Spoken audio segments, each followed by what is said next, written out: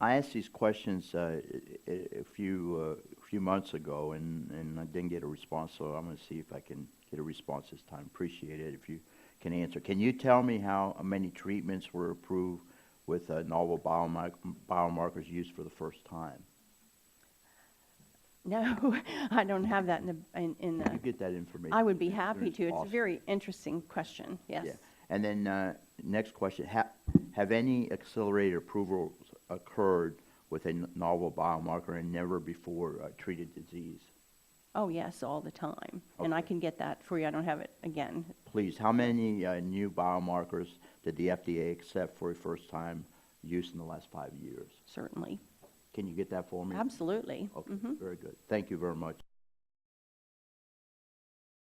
On Wednesday, I asked one of the witnesses about his statement in including patients in the clinical trial process. If patients had a greater role in clinical trial design, if trials measured qualitative data from patients, like how do you feel, is it less painful, what have you, how would things be different, and what would you like to see? We'll start with the... I'd like to start. First of all, the patient-reported outcomes, I think, has been part of every clinical trial in cystic fibrosis for the last 10 or 15 years. Tools are not the best at this point, but we're working to refine them. We have just spent, as a foundation, a large effort to look at patient-reported outcomes to find a specific validated tool for CF. And it's going to be submitted to the FDA and go through a validation process. In the past, we've used one that was generally for lung disease, but it may not be specific. So this is a science that's evolving.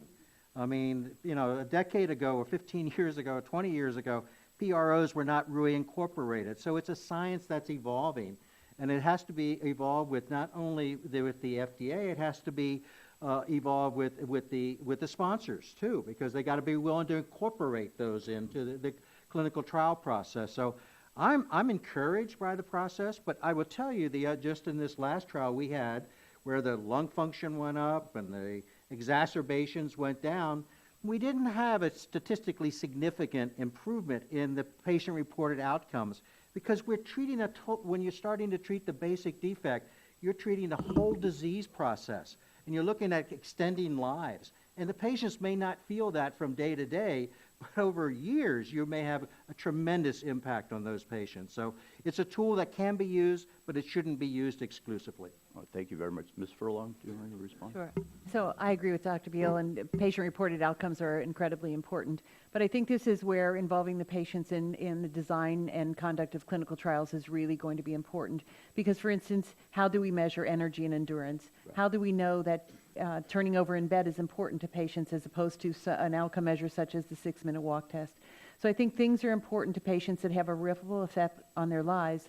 For instance, as you can imagine, if a boy can still text at the age of 18, that gives him independence. If a child can walk up a single step, they can enter buildings. If a child can roll over in bed, that makes the family's quality of life overall, in general, much, much better. So I think the use of patient-reported outcomes and including the patient voice in the discussion about what the clinical trial looks like and what the measurements are, both primary and secondary, is going to be incredibly important. Thank you so much. Mr. Pops, do you have a comment? Or? I think these outcomes are so critical in the world that we're developing drugs in, which is in psychiatry often, in schizophrenia, depression, addiction. The end point of the clinical trial, the hard end point, is asking people essentially how they feel. And so how you feel is typically embodied in a set of validated scales, but those often don't capture some of the most important parts of how they actually feel over time. A perfect example might be in opioid dependence or alcohol dependence, where a critical question that patients ask us when they take our medicine is my craving going to go down? Am I going to crave this less? It may block the receptor and keep me from drinking, but is my craving going to change?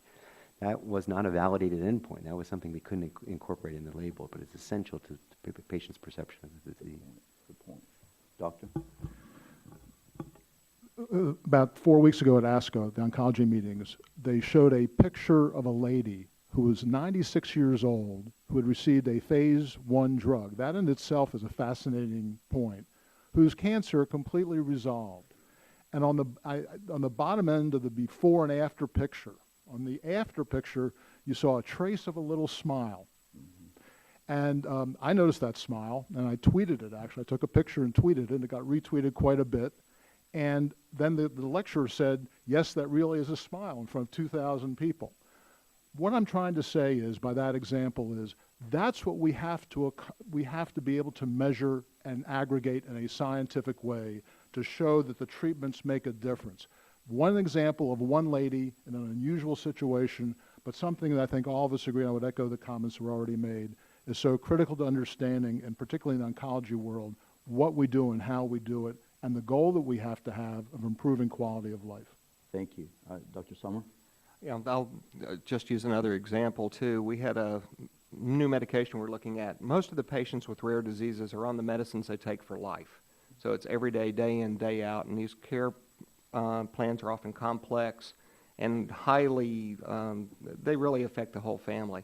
So the new drug looked like it was promising from the standpoint of, maybe a little bit better efficacy, a little bit better control, but it was 5 times a day instead of 2 or 3 times a day compared to the old one. And the families were like, why would we add 3 more times a day of dosing for this small effect? And no one had really bothered to ask them that before we started. So I think there's all of these things that really getting the patient input early on is going to make a difference. Thank you so much. Appreciate it. Can you Mr. tell Chair- us how you successfully established the registry? Oh, as I say, it goes back a long time, but, Dr. Zahuni was here several years ago when he was the head of the NIH, and he says one thing about the CF community, it is a community with a culture of research.